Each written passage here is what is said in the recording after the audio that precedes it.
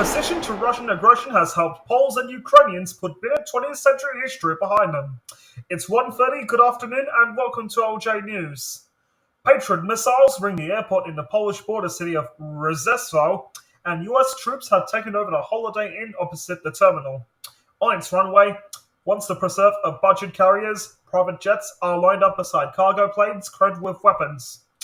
The bristling circle of military protection, set up hastily in early spring as the historic town became the world's gateway to the war in Ukraine, is both a shield and a constant reminder of the conflict on its doorstep. When a Russian-made missile slammed into a farm and killed two men in the village of Przewodów, about 100 miles away, many people wondered if it was enough. After this incident in Przewodów, I and many of our citizens had a movement of great fear, said Rzeszów Mayor Konrad Fijołek, sitting in his busy town hall office. Is this the beginning of something worse? Was it a Russian missile or not? And why didn't our systems catch it?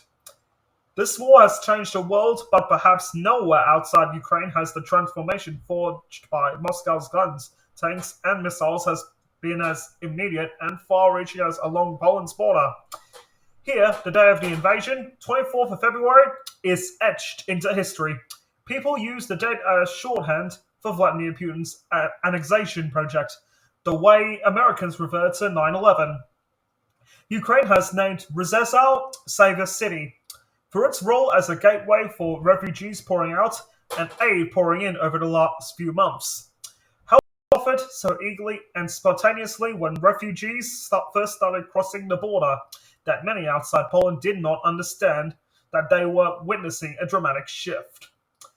Just a couple of generations ago, there was a bit of fighting between Poles and Ukrainians in nearby border areas, including the city of Przemysl and parts of western Ukraine, as both tried to forge a nation out of the ruins of European empires. The violence, which lasted for much of the first half of the 20th century, included mass deportations and killings. Its legacy lingered in often bitter cross-border politics, with some parties on both sides calling Russia even as they played on local tensions. But Putin's war changed Poland's relationship with Ukraine and people's understanding of their own history virtually overnight. February 24 forced people to see we have something in common, a common enemy, said Prof. Tomasz Podlocki of the Institute of History at Krakow University, who is a native of Przemysl. It was very clear to Poles and Ukrainians that whatever their political position, Russia is now the aggressor. Ours is a difficult history, with trauma and stereotypes, and politicians on both sides of the border exploit this. Our past is part of our identity. It's a huge challenge to rethink who we are and how we perceive the world. What is very stimulating and hopeful is that people prove they can do it. Malgorzata Kozika runs a grocery shop in the village of Dolhobisko, close to Przewodów. Her uncle and aunt were killed by Ukrainian forces in the chaos at the end of the Second World War. But when Ukrainian refugees first staggered across the border 8 months ago, she didn't hesitate to offer help. If you see a mother and children running away from their home and country, you don't ask too many questions. You just help, said the 59-year-old. The past was difficult here, but times have changed. The turmoil of the first 7 days of the war has passed, but the conflict continued to cast a shadow even before last week's missile claimed the first deaths outside Ukraine's borders. You have to be afraid because the war is right behind the door, but also you have to live and work and hope it won't come back, said Kozika.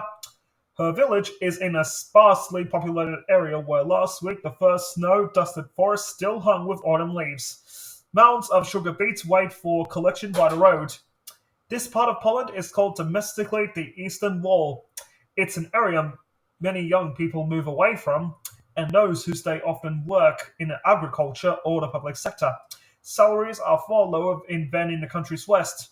Some say our region is at the very end of the world. Others say it is at the very beginning. It depends which way you are looking, said Gregorz Dwenik, mayor of a group of villages including Przewodów.